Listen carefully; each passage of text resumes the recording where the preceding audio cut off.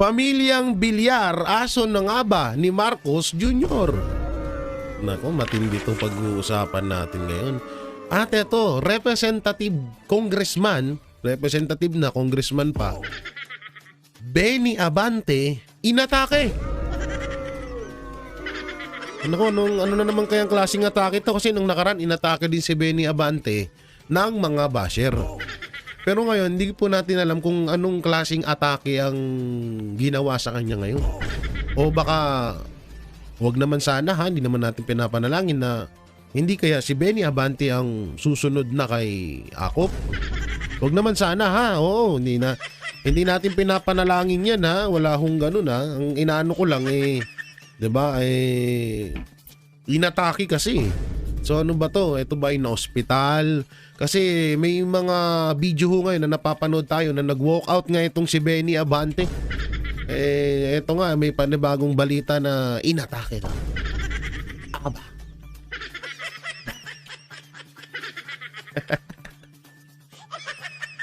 So yan mga Banateros, mga kabiyaya, sa mga gusto pong mapanood, kasi bukod po sa pagbablog ko, gumagawa pa po ako ng iba't ibang mga reaction video at mapapanood nyo ito sa JG Banatero sa ating Facebook page. At syempre sa ating TikTok, wait lang, ano bang pangalan ko sa TikTok, nakalimutan ko na meron na pong 200 tuloy. 25k followers. Ayan po yung Jay Guevara. Oo, yan, pakipollow tayo sa Facebook at marami din ho kayong mapapanood yan. Hindi ano po, iba-iba po ha, kasi pag nandito ako sa Facebook, tayo ay gumagawa ng short video at komentaryo sa mga mapatungkol sa politics world syempre. At ganun din sa TikTok. So pakipollow po ang aking Facebook page and TikTok para happy ang lahat. So yun na nga no, talagang grabe itong balita na ito. Hindi ko alam ha kung saan nakuha itong mga dokumento na to laban sa mga bilyar. Oo, alam naman natin po na inendorso ni Vice President Sara Duterte etong si Camille Villar, kaya talagang nakatulong din na manalo ito bilang ating senador, at senador na ho siya ngayon. At si Mark Villar naman ho ay dating senador din na itinilaga ni Pangulong Duterte bilang secretary ng DPWH. So sa madaling salita, itong mga Villar ay malapit din sa mga Duterte. Kaso ngayon medyo naninibago tayo sa kanila at parang sobra nila hong tahimik sa nangyayaring issue ngayon. 'Di ba? So tapos napabilang pa ang kanyang ama na sa isang issue na mas yumaman pa ngayong taon. Oo, itong si Manny Villar, mamaya papakita ko sa inyo dyan.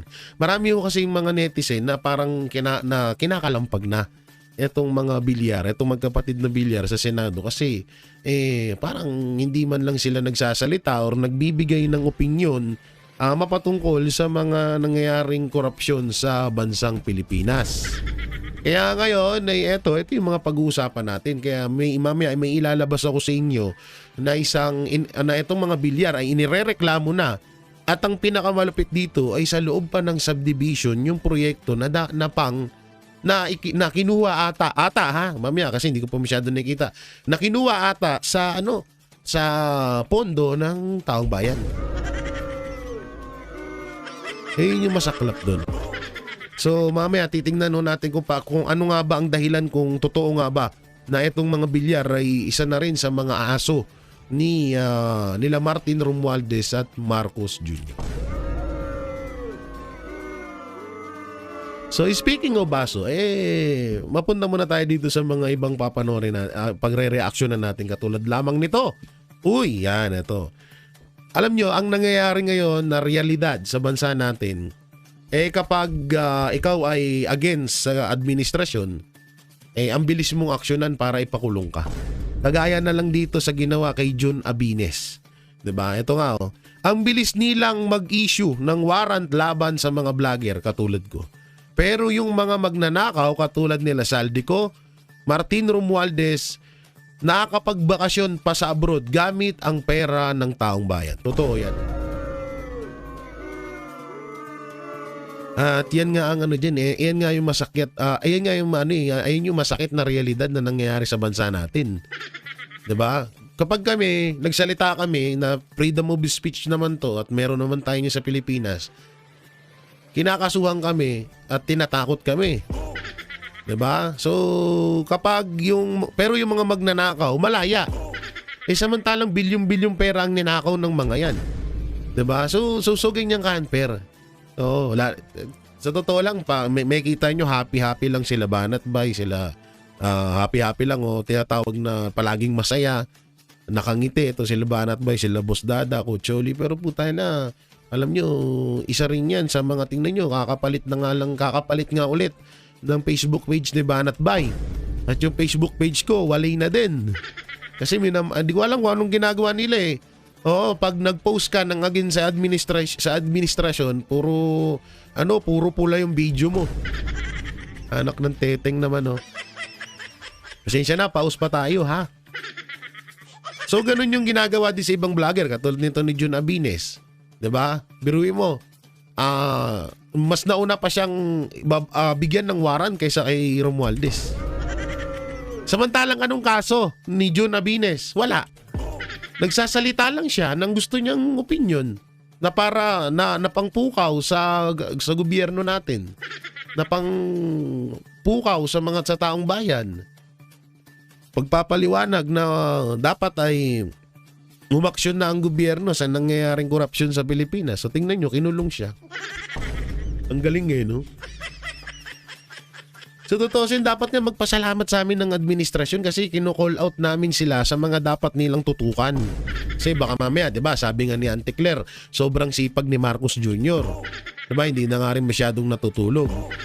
Yan nga yung gusto naming kaya namin 'to ginagawa ngayon kasi nga baka mamaya nakakaligtaan, hindi napapansin, kaya pinapaalala namin kaso masama pala. Katulad na nga lang yan, speaking of vlogger, 'di ba? Katulad na lang yan ni Madarahog. Pumunta si Madarahog sa Ilocos Norte, sa distrito ni Sandro Marcos at bumungad nga sa kanya yung mga substandard at mga ghost project na proyekto ni Sandro Marcos. Ngayon, yung ginawa niya, walang masama doon dahil utos yon ni Pangulong Bongbong Marcos. At makikita nyo naman na may erong speech si Pangulong Bongbong Marcos na 'di ba may apps pa nga sila? Parang ano bang pangalan ng apps nila? Isumbong mo kay Bongbong. Ay hindi. Isumbong mo sa Malacanang ata yun. Hindi ko alam, basta may app sila eh. Tapos sabi rin ni Marcos, puntahan, i-videoan, tapos ipadala daw sa kanila. Tulungan daw sila. Tapos nung ginawa naman ni Madarahog, anak ng titing, tinatakot naman siya ngayon ng mga lintik na mga dugyot na vlogger na kumakampi sa administrasyon, kakasuhan daw siya, patay tayo dyan. Samantalang utos ni Marcos Jr. yun Tapos bigla sasabihin nyo, kakasuhan nyo si Madarahog. Gulat sila no? Pero grabe in fairness yung mga yung mga vlogger ng administrasyon, instant yaman na, no? Biruin mo, yung iba may mga security guard na police. Yung iba nakabili na ng sports car. 'Di ba? Kamakailan lang nag-viral. Yung iba nakakondo na. 'Di ba? Yung iba dati na naguhulugan pa sa subdivision, kagaya nung kasamaan ko dati. Ngayon balita ko naka-condominium na. Yung dating kasamaan ko na mahilig din sa bakla, ngayon naka-condominium na din. Ang galing. Sabi ko, sana pala sumama ako sa kanila noon, no? Hindi sana hanggang ngayon, hindi ako nangungupahan. Baka nabili ko na rin yung dream bike ko na na BMW, yung 100, yung 200, 1,200cc. Diba? Sarap buhay eh. Biruin mo, pangkaraniwang vlogger ka, tapos nasa 30K lang yung followers mo. Puta, nagpapa-escort ka ng pulis. Nakakuha ng pambayad dun. nahihiwagaan lang ako. Kasi biruin mo, ilan pa lang followers mo sa Facebook, tapos Facebook ka lang. Sabihin na natin may YouTube, pero wala din eh. Ang baba ng kitaan dito sa YouTube. Depende na lang pag sikat na sikat ka talaga, di ba? Oo, pero wala tayong magagawa. Pero yun nga, sabi ko, sana pala sumama ako sa kanila. Wala dito sa mga Duterte. Kuripot. Totoo lang, hindi. Wag ko kayong magagalit ha. Ang mga Duterte, kuripot.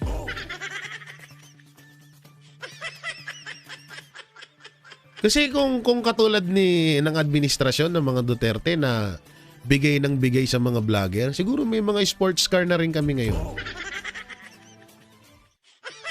Kaso wala eh.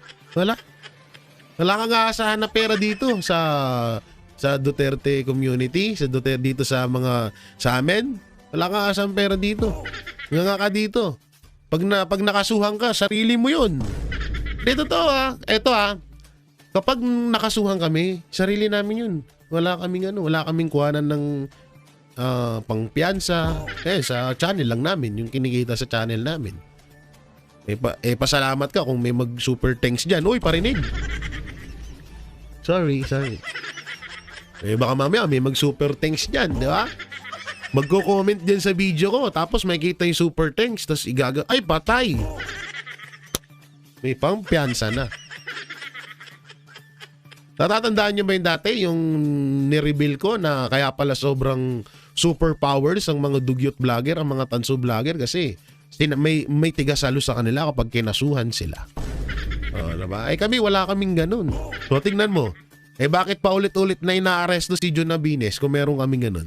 Yun yung patunay na wala kaming mga backer dito. Talagang sa puso namin galing, talagang gusto namin ipagtanggol ang mga Duterte dahil sa kanilang hadikain para sa bansang Pilipinas. Kusang loob. Kusang loob namin yun. Walang pumilit, walang nag-uutos. Ang sarap yan ng ganun. Walang nag-uutos, walang nagmamandu sa'yo na kung ano yung gawin mo. Tingnan nyo yung ginagawa sa kabila, mga tanso. Pero wag na kayo manood. Yung mga tanso vlogger, tingnan nyo, lahat sila iisa lang ng content. O ngayon, dinudurog nila, pinagtutulong-tulungan nila si Madarahog, di ba? Tapos yung ibang content nila, pinagtutulong-tulungan nila si Marcoleta. Kasi nga, tawag dito, masakit yung sampal masakit yung sampal ni Marcoleta, sobrang galing kasi. Di ba? So, pinagtutulong-tulungan nila. Ganon. Kami dito, iba-iba kaming content. Wala kaming Sabanateros, wala rin kaming pakialamanan. Kung ano yung content ng isa, iba-iba kami. Kung ano yung opinion ng isa, wala kaming pakialamanan. Basta wag lang ang pinakamalaga sa amin, wag kaming magbalita ng ka-fake newsan at yung gawa-gawang kwento lang. So, yun ang iniiwasan namin. At yun naman din ang bilin sa amin ng mga boss, ng mga leader namin, katulad ni Banat Bay. At nila Boss Dada at Coach Choli. Alam nyo, yan yung mga leader namin, sa amin lahat. Yan ang mga nagtatag ng Banateros. At syempre, unang-unang Banateros talaga ay si Mang Mocha Uson. Yun yung bilin sa amin. Kaya kami dito, malaya kami na magsalita ng yung nga lang, pagkatulad nito, yung ginagawa ng panggigipit kay John Nabines, wala kami dyan. Yari talaga kami. Okay lang, yan na. At least, diba? Para naman sa bayan to dito naman tayo. Eto pa isa. Speaking of walang pampiyansa. Ano pinagsasabi na naman ito ni Trillanes? Ano na naman Trillanes? Nakita ko na naman mukha mo. Sabi niya, mga justice ng Korte Suprema maaaring ma-impeach kung hindi babaliktad sa desisyon sa impeachment ni Vice President Sara Duterte ayon kay Trillanes. Trillanes, ang sakit mo talaga sa ulo. I-impeach porket hindi sinangayunan yung impeachment. Porket hindi pinaburan, impeach agad. Putangina, nagkaroon pa tayo ng Korte Suprema, nagkaroon pa tayo ng kataas-taasang hukuman kung sa mga salita nyo lang din sila makikinig. Hindi useless yan. Diba? O halimbawa, ikaw ang nasa kalagayan ni Vice President Sara Duterte. Tapos si Vice President Sara Duterte nasa kalagayan mo ngayon. Tapos ganyan ang gawin sa'yo. Anong sasabihin mo? Ha? Gago talaga no? Di ka nag-iisip. Alam nyo, ito, lalong-lalo na sa mga millennials, wag ko kayo masyadong magpapaniwala sa mga sinasabi ng mga anti-Duterte. Ito po, itong sinasabi kung totoo man itong sinasabi ni Trillanes at kung siya man ang nagsabi nito, isa tong malaking kagaguhan. Porket hindi sumang-ayon ng Korte Suprema, i-impeach mo yung mga judges. Porket hindi sumang-ayon ng Korte Suprema sa kagustuhan yung mga hinayupak kayo, i-impeach nyo yung mga judges. Ano yung impact nito sa kabataan? Ito yung malaking impact sa mga kabataan na maraming nagiging bobong mga kabataan ngayon dahil sa mga putang ina mga bobo na to. Nakakapagmura tuloy na naman ako eh. Ayoko na nga magmura eh. Hindi nakakagago kasi, diba? Putang ina, hindi lang sinunod gusto nyo. I-impeach na agad yung mga judges. Mga justice pala. Judges tuloy. Tama, isa lang nga tayo no? Judges. Judge. Justice. O, yan mo na. Yan mo na. O, nandyan na yan eh. O, alis ka na yan, putang ina ka. Ayaw mo pa umalis ha. O, putang ina, may pumalit na hinayupak. Ang nagsasabi na naman ni Barbers. Ano naman to, Barbers? Nagpagupit ka na ba? Sabi niya, ang kada pirma para sa impeachment ni Vice President ay hindi boto ng Kongreso, kundi boses ng milyong-milyong Pilipino.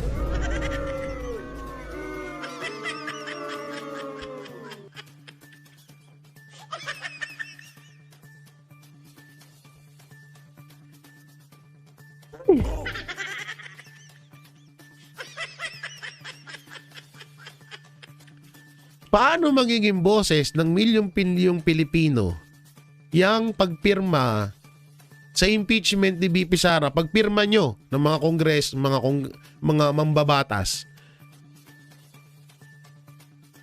Paano magiging boses ng milyong-milyong Pilipino? Yan eh, kagustuhan nyo yung mga putang ina nyo. Bakit? Putay, wag nyo nga kami, dami sa kagaguhan nyo. Kapag may kagaguhan kayo sinasabi, laging kagustuhan ito ng sambayan ng Pilipino. Kagustuhan ito ng mga milyong-milyong Pilipino. Mga na, milyon pa. Tanginan to mga hype na to. Kasi ito, isipin nyo na lang. Ilan ang congressman? Asa 300 plus congressman. Sama na natin party list. Pare-pares lang naman yan eh. Mga buhaya rin naman, no? So, ilan yung mga boto nyo sa kada distrito nyo?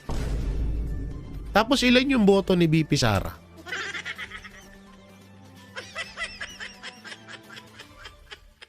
Sipin nyo na lang maigi yun. Hindi ko na ikakalkula, ha? Putangin na. Ilan kayo? 300. 300 na mambabata. Sabihin na natin, ha? Hindi ko tukoy kung ilan talaga ang mga congressman at congresswoman eh. Kung ilan yung mga mambabatas dyan sa House of Representatives. Tapos kami, halos nasa 30 million mahigit na bumoto. Million. 30 million na bumoto kay BP Sara Duterte na di hamak na mas mataas pa sa boto ng Pangulo. Tapos kayong 300, magtutulong-tulong kayo para i-impeach si BP Sara. Buta na, di kayo nahiya nun. Tapos sasabihin nyo, boses ng milyong-milyong Pilipino. Ulul. Ano, Barbers?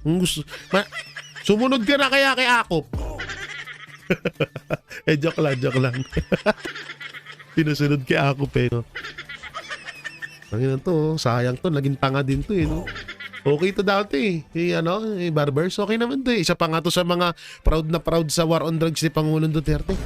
Hindi ko makalimutan yung sinabi niya eh. Sabi niya, sana ma-extend pa ang termino ni Pangulong Duterte. Sip-sip! Sip-sip ang putang ina. Sip-sip eh, no? Utang na ngayon, biglang cambio siya. Dapat i-impeach si Sara. Dapat ano yung AJK na. Utang ina, daming mga plastics, ang daming mga plastics. Akala ko nasa basurahan lang yung mga plastic, puta na. Andun din yung iba sa mga plastic sa sa kongreso eh. Ang inang tong mga to.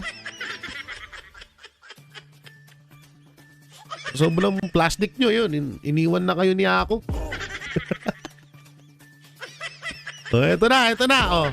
Ano to? January 31 pa pala to. Batangas RTC magpapadala ng sumon kay Yusek Claire Castro kaugnay ng 111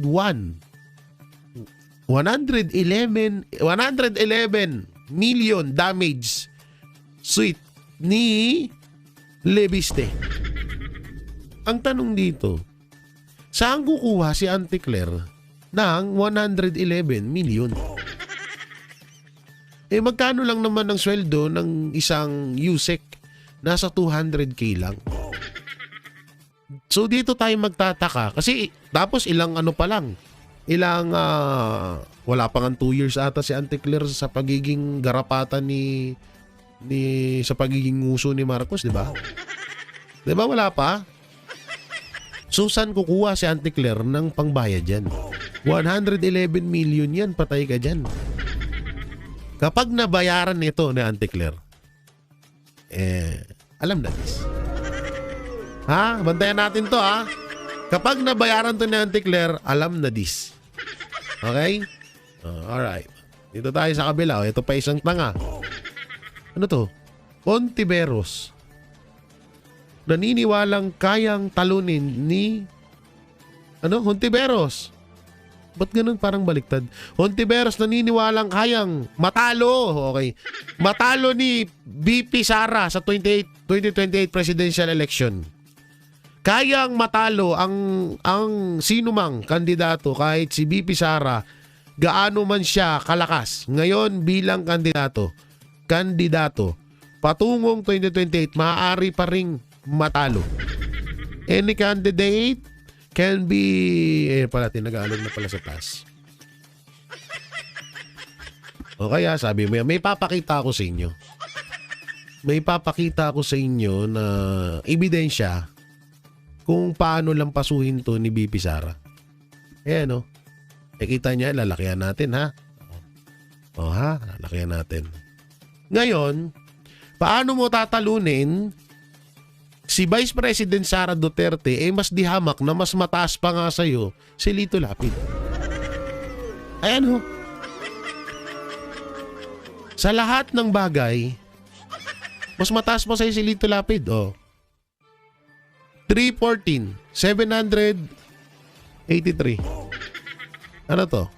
124, 201, 192, 700. Dito, lamang ka dito. 321, 300 kay Lapid. Dito sa dulo, 78, ikaw 34 lang. Tingnan natin kung anong mga nakalagay. Tingnan natin kung anong mga nakalagay na may nakalagay. Sa parang sa trust ng taong bayan sa mga senador. So, tingnan mo kung si Lito Lapid nga, hindi mo matalo-talo si BP Sara pa.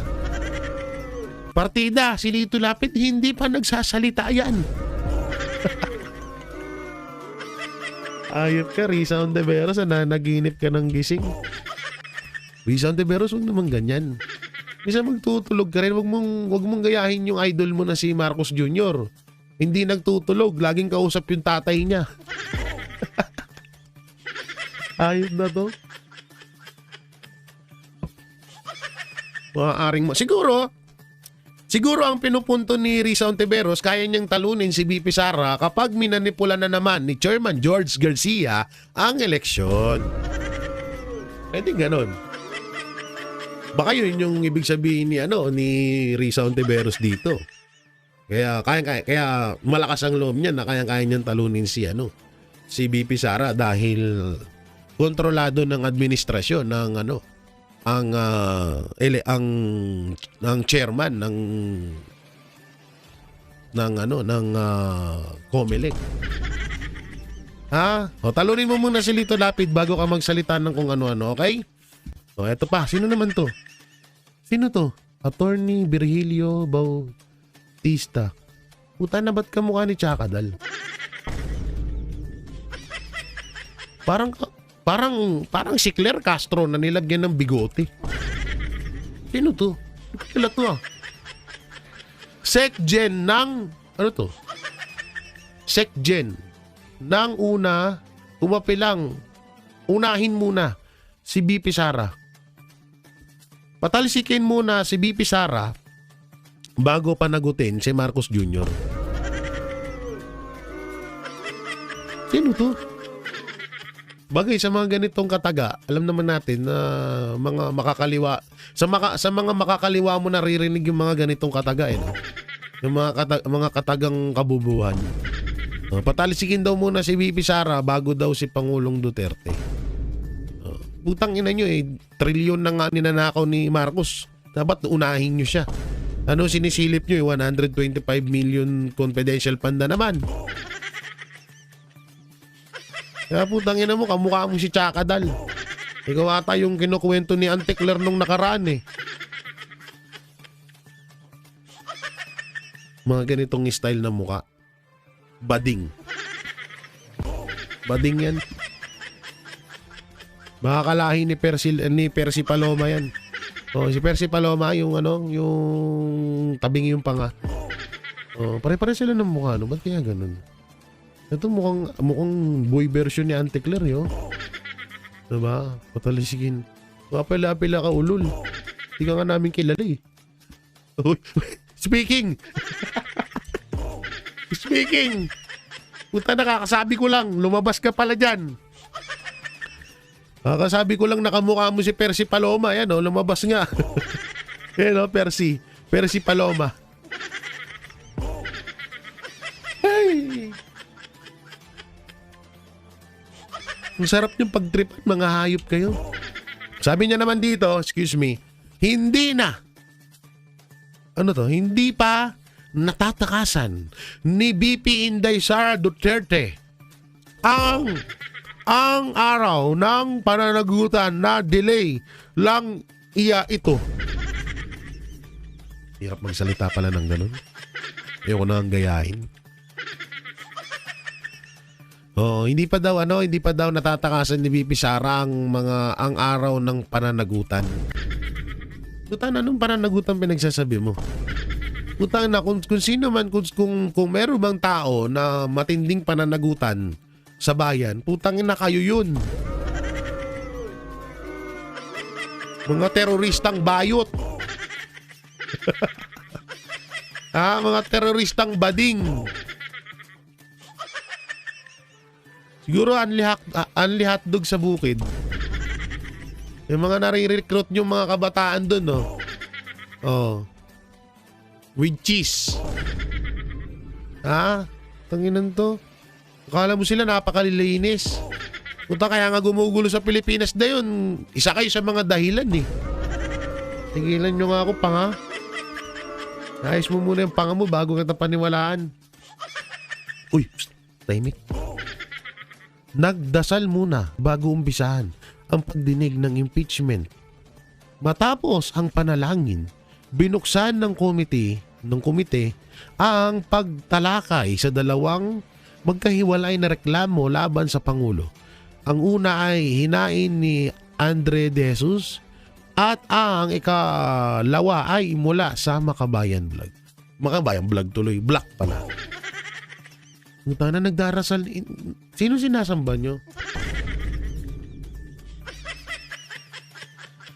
Ano pinagdarasal nyo? Na sana Satanas mas dumami pa yung perang manakaw namin? Hindi. Baka ganito mga banateros. Ganito siguro. Baka tawag dito, baka nagdarasal sila na sana itong pagtatanggol namin kay BBM, increasean niya yung binibigay sa amin. Tangina, no, nakakagago no. Di nakakagago yung mga alam mong mga kurap, yung mga gago-gago sa gobyerno. Tapos pag makikita mo magdasal, imbis na matuwa ka dahil hindi nila nakakalimutan ng ama, matatawa ka dahil alam naman natin na hindi bagay sa kanila. Dahil kung sino man sa buong Pilipinas o sa buong mundo, sabihin na natin sa Pilipinas na lang, kung sino man sa Pilipinas ang mga makakasalanang tao dito, number one na yung nandyan sa kamera. Nandyan yung, sila. Yung mga congressman, congresswoman na yan.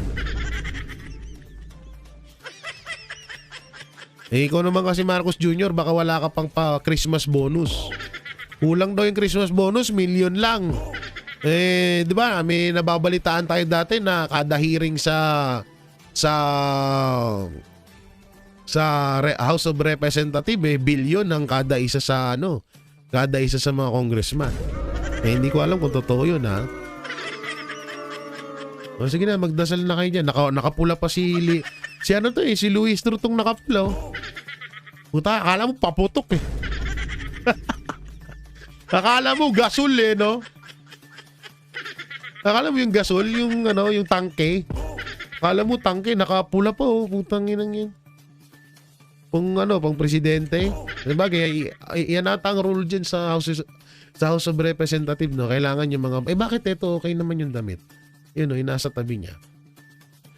At ito parang tweeties, parang whistle bomb, no? O, sige na. Hindi na namin ay, putang ina, ito na naman. Ba't ito yung mga lumalabas dito? Ano to? Franz Castro, nanguna sa panawagang patalsikin si BP Sara. Patalsikin si BP Sara ng isang convicted child abuser.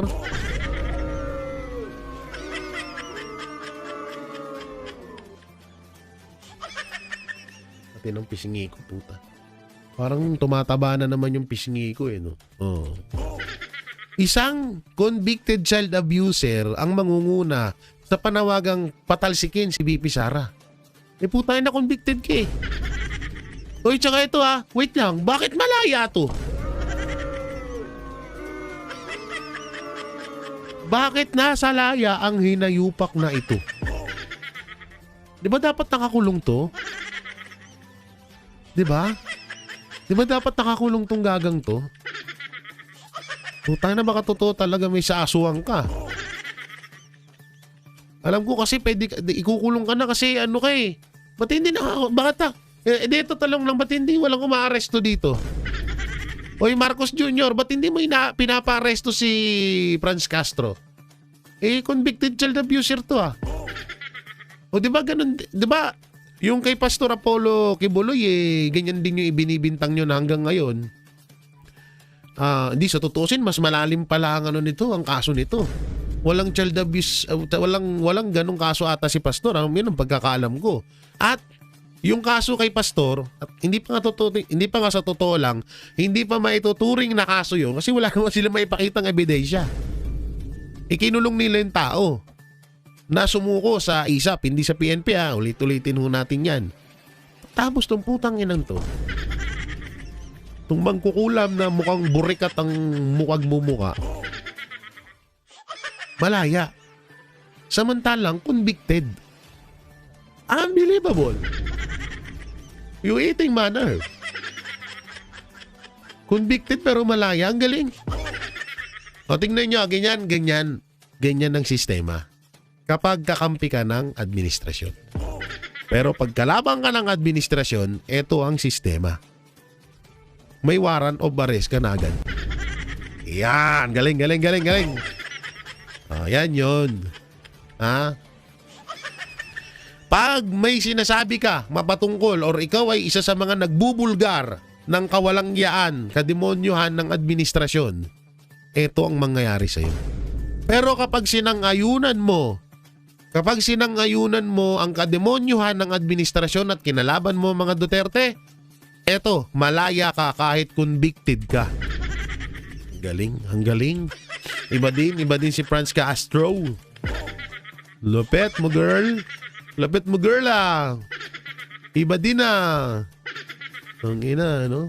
Convicted pero malaya. Oh, dito naman tayo. Ito. Questions.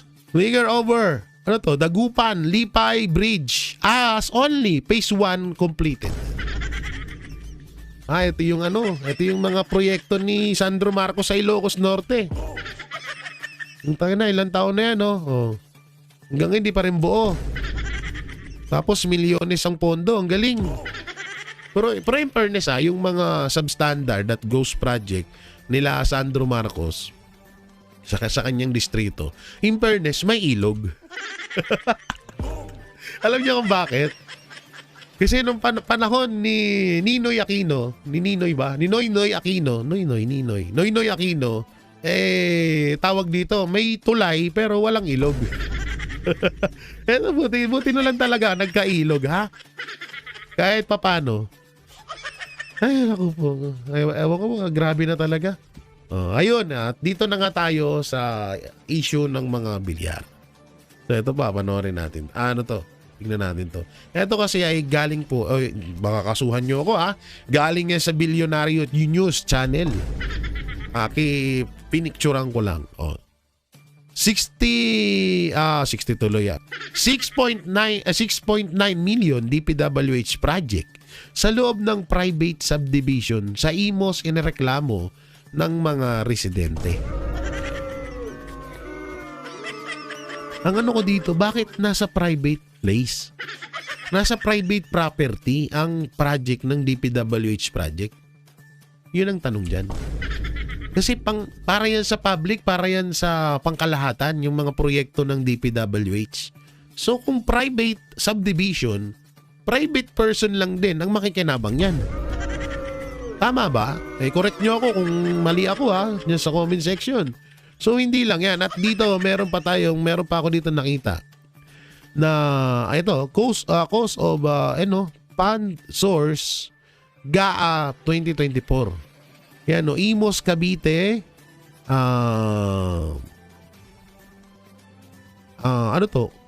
Omnicon Builders. So kung isi-search po natin ang Omnicon Builders, search natin, Omni pala. Omnicon Builders ay kanino ba to? Kanino ba tong Kimon Builders? Ha? Tangina, hindi ayaw na ipakita. Bakit gano'n? Hindi na mapindot to. Naku, sarado na.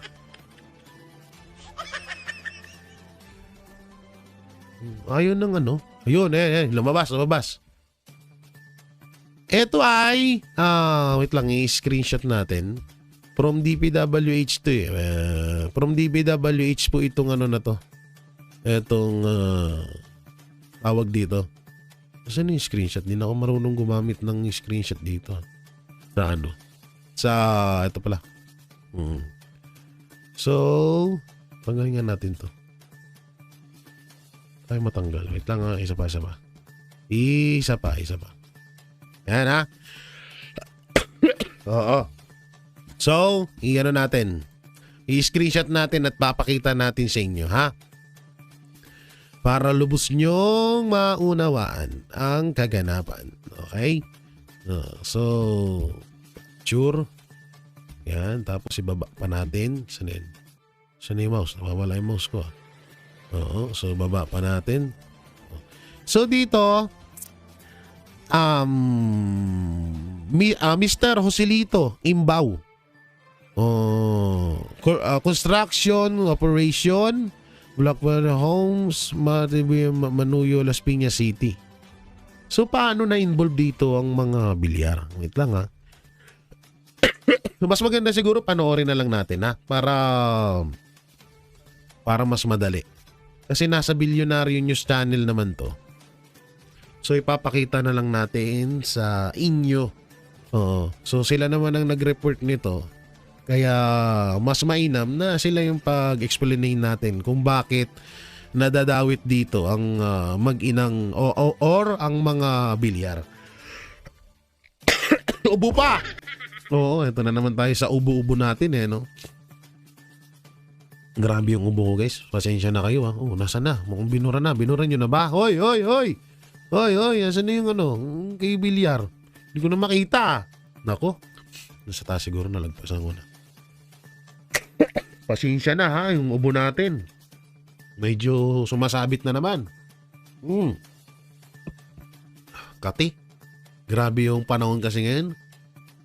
Kaya kayo dapat doble ingat. Sana nawala na yung video ng nawala na yung video ni Bilyar. Bakit? Hindi ko na makita guys. Nako. Huwag naman sana. So ito muna ipapanood ko sa inyo ha. Mamaya na. Para hindi nyo marinig ang aking pag-uubo. Mas yumaman pa ngayong taon ang Philippines richest. Nitong Enero, tumaas ang combined net worth ng 14 na bilyonaryo sa bansa ng halos 6% o $2.3 billion. Pumalo din sa 6,329 ang Philippine Stock Exchange Index. Pinakamalaki ang nadagdag kay Enrique Razon Jr.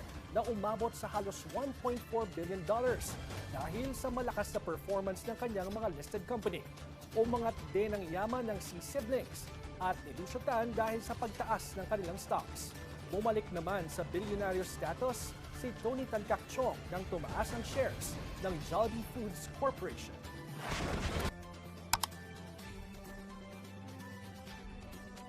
Ay, tapos na pala. Tapos na. Sige. Projects in the Bicol region. Bicol region. Overpass was supposed to serve as an alternative exit route Nahanap from ko the pa yung Bicol video International Panoorin nyo Airport muna to yan. help ease traffic along the Maharlika Highway. But despite the millions of pesos poured into the project, only 12% has been completed. Maiksi lang. 700 meters yung wala pa isang kilometro. Inabot doon na. Behind the project are contractors Hightone Construction, founded by the brother of former Ako Bicol Party List Representative Zal Bico, and Alpha and Omega, owned by the Discaya family, who have also been implicated in alleged anomalies in flood control projects.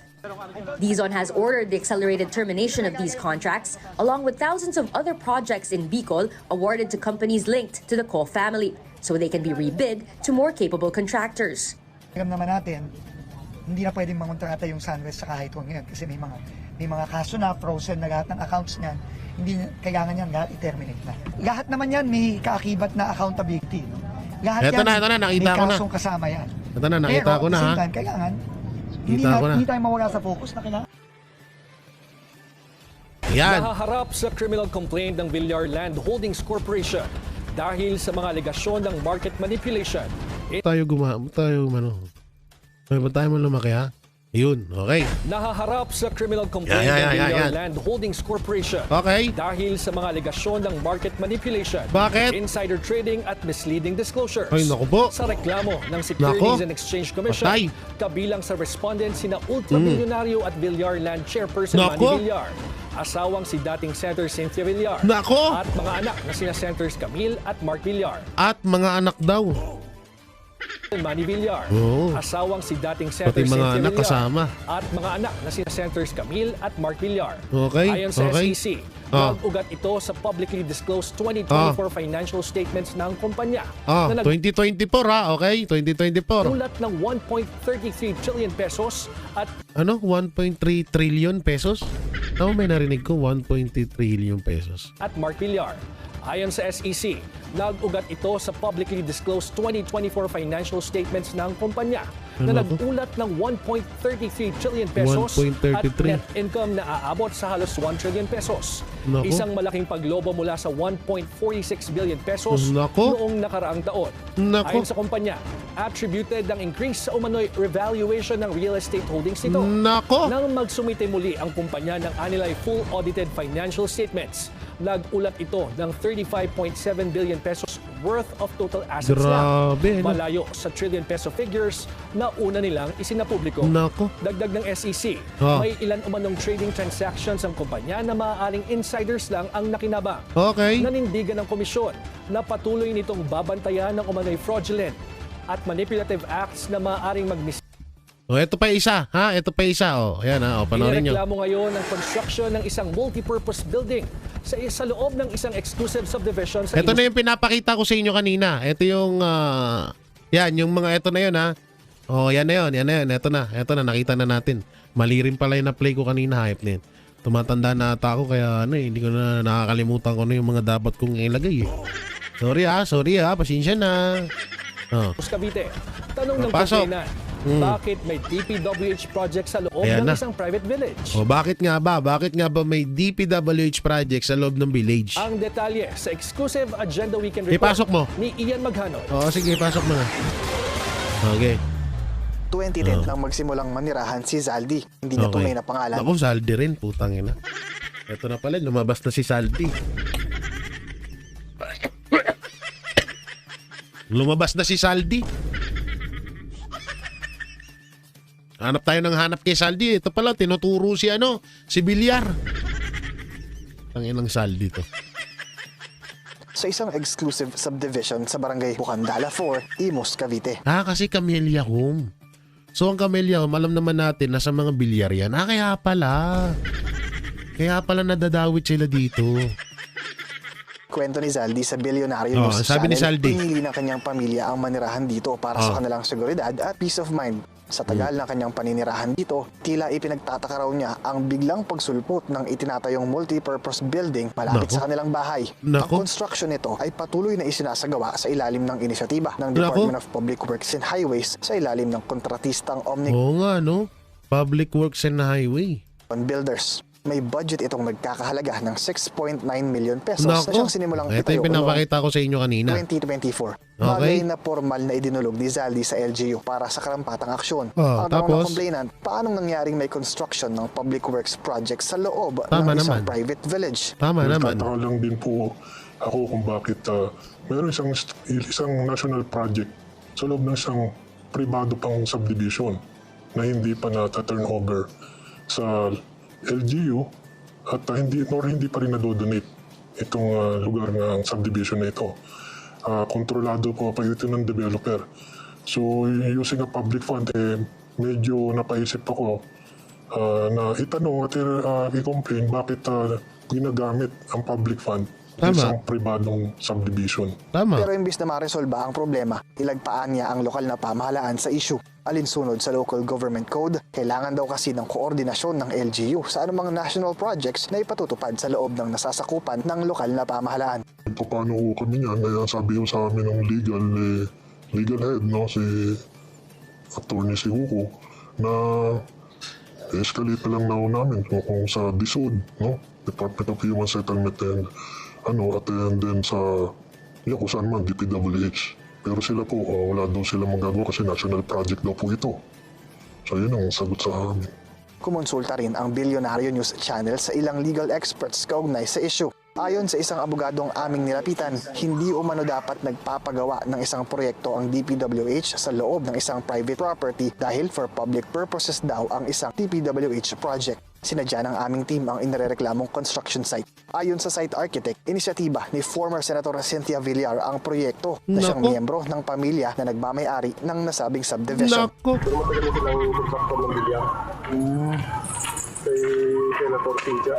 So ngayon, sumagot na ang Department of Human Settlements and Urban Development at DPWH Calabarzon sa inihaing formal complaint ni Zaldi. Pero hinihintay pa ng complainant ang magiging tugon ng dalawang ahensya sa issue. Sinisikap pa ng Billionaire News Channel na kunin ang panig ni Villar, maging ng Imus LGU ukol sa reklamo. So dahil nga dito sa pahayag na to, nagkaroon ng isipin ang mga netizen na kaya pala nananahimik ang mga bilyar. Kasi may mga ganito silang proyekto. So tayo, hindi naman tayo nawawalan ng pag-asa din na baka magsalita na ang mga bilyar, mapatungkol sa nakawan. Kasi iilan na lang, sa totoo lang, yung kaya naman natin sila pinupukaw na magsalita o labanan nila yung korupsyon. Kasi nga, kaya nga natin sila binoto di ba? Kaya nga natin binoto ang magkapatid na bilyar. Dahil nga para maluklok sila sa Senado at labanan nila yung mga korupsyon. Kaso ngayon, tahimik So, mas tahimik pa sila kay Tulfo di ba? So, yun yung natin, kung sila ba ay tuta or aso na rin ni Marcos Jr. Pero nakakapagtaka yun ha. DPWH project pero nasa private subdivision. Kataka-taka talaga yun. So yun mga banateros, mga kabiyaya, ano pong may kukomento nyo ho dito? Ay nga pala, yung kay Abante, nakalimutan ko. Wait lang, ito. Oo, baka makalimutan ko. Muntik pa kita makalimutan, no? Kaya naman, nag-walk out si Abante. Inatake ng nag-attitude. Yun pala yung sinasabi nilang Yun pala yung sinasabi nilang inatake. O, baka inatake ng high blood tapos nag-walk out. Hindi naman na mahalaga yun si Abante. Yan yun no? Tsaka tanda na rin. Baka mamaya gabaan tayo dyan.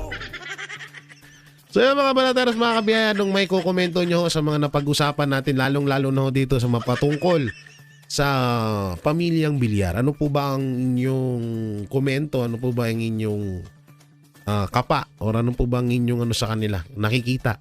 Sila pa ba? Kakampi pa ng sambayan ng Pilipino o kakampi na ng mga magnanakaw? I-comment nyo lang dyan. Siyempre, don't forget to like, share, comment, and subscribe sa ating YouTube channel. Pindot na lang ni PM Bell button para lagi kayong updated sa ating mga video araw-araw.